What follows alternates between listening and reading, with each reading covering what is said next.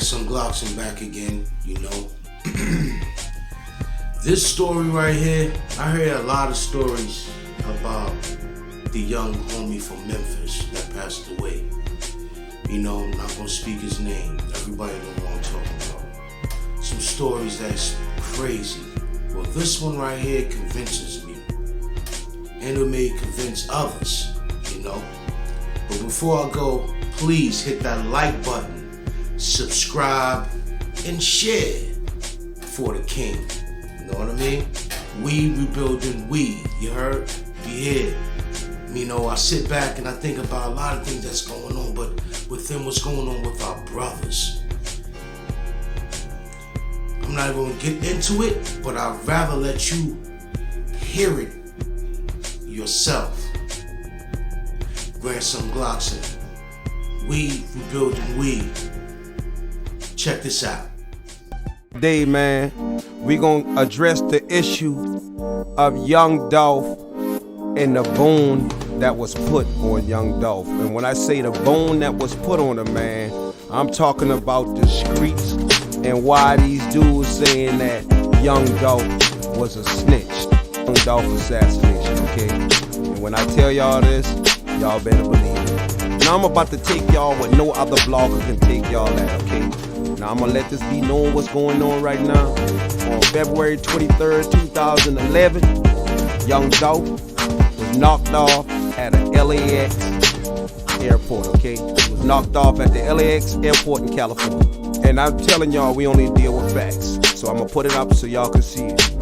On or about February 23rd, 2011 at 11:45 a.m., Los Angeles Sheriff Department Detective Moore and Detective Reuter, the detectives members of the LAX, were on duty at the LAX monitoring passengers exiting the automatic doors between the U.S. Airways and the Southwest Airlines baggage carousel area. The detectives observed a male, later identified as Thornton, carrying a single carry-on bag, exit past the carousels. Detective Moore walked alongside Thornton, identified him as a police officer, and asked Thornton from which city he was traveling.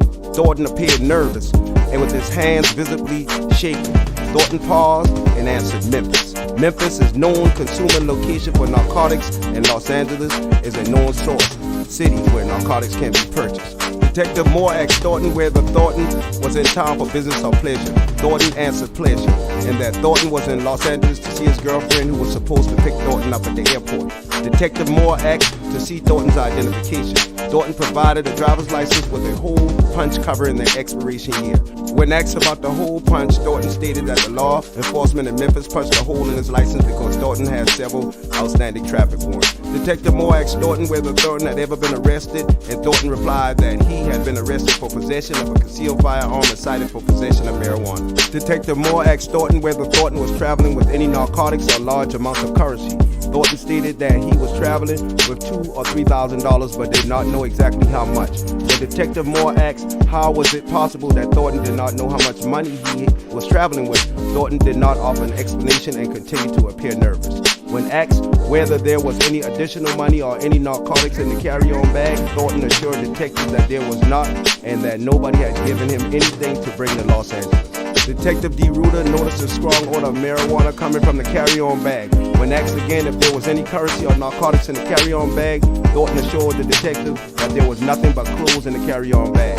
Detective D. Reuter removed the tennis shoe from Thornton's carry-on bag and found a bundle of $100 bills under the shoe insoles. Thornton stated that the shoe was his, but the money did not belong to him. Thornton, however, was unable to offer any explanation or reason why someone else would hide money in his shoes. Thornton accompanied the detective to the LAX Group 3 office so that the detectives could further examine the carry-on bag. The carry-on bag contained several other bundles of currency hidden inside various shoes within the bag. When asked how much money in the total was in the carry-on bag, Thornton responded that there was about $80,000 and that money belonged to him. Thornton had no response when asked why Thornton failed to tell the detectives about the additional currency when the detectives originally spoke with Thornton in the terminal.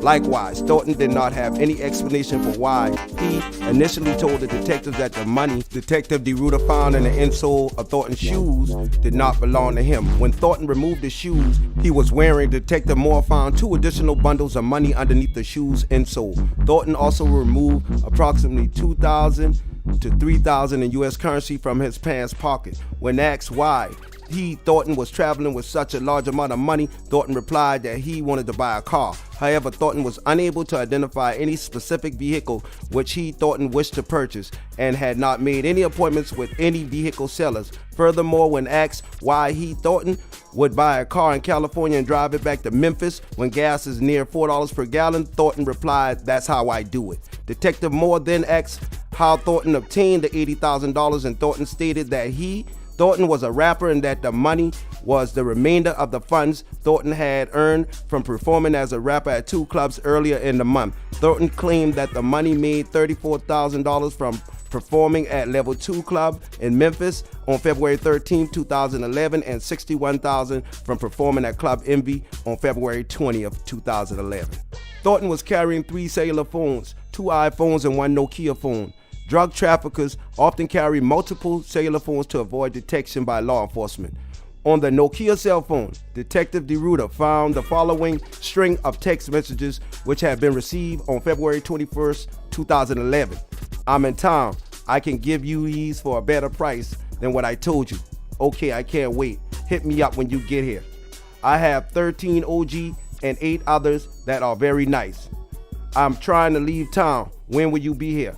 Detective DeRuta showed the text messages to Thornton and told Thornton that Detective DeRuta, believed that the messages referred to marijuana transaction.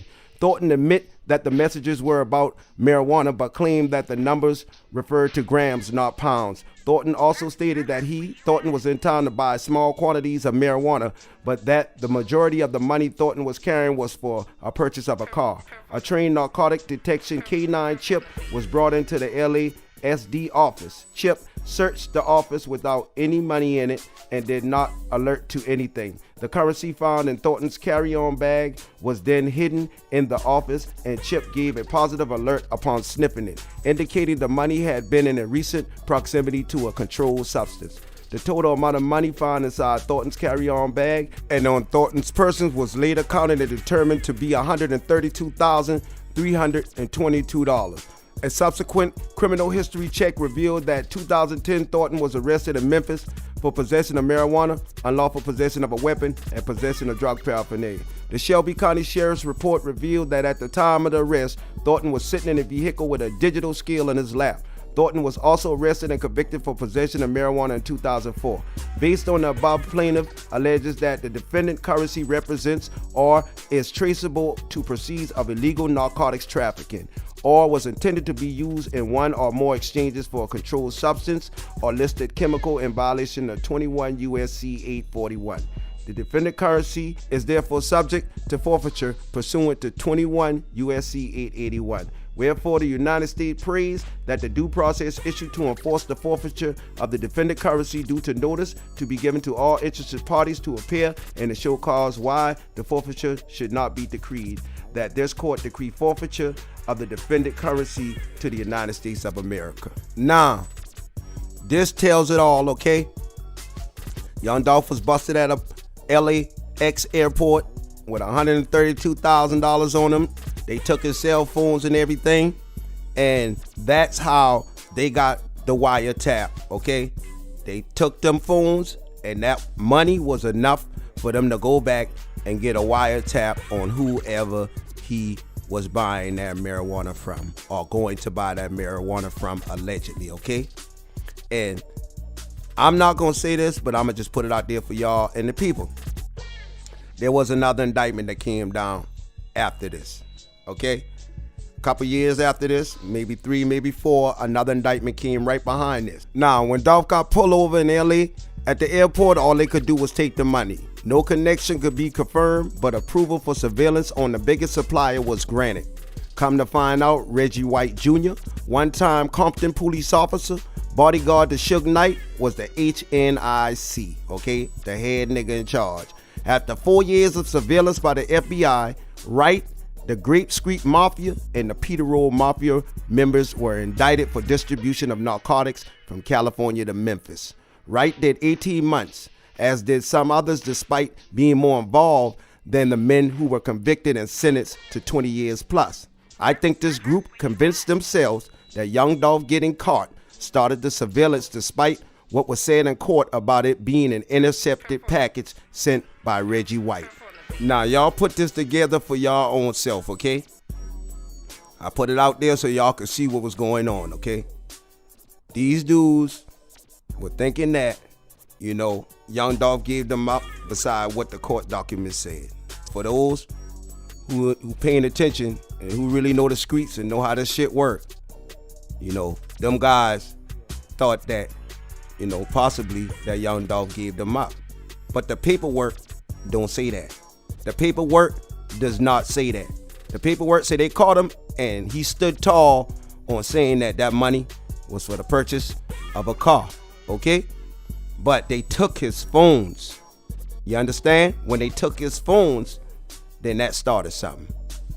And there you have it. Now, I'm gonna get off this because I already brought it to y'all. But how I feel about this, you know what I'm saying? It is what it is.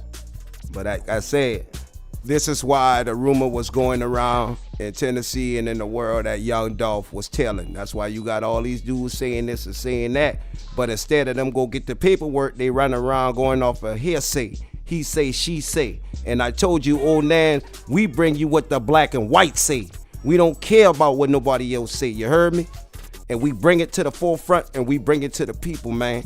And I had to put this out here for not only Young Dolph defense, but for the world to see that this is what's going on, man. You know what I'm saying? Now, y'all got to make y'all own conclusion or, you know, however y'all feel about this, you know, you got to come to your own conclusion, man.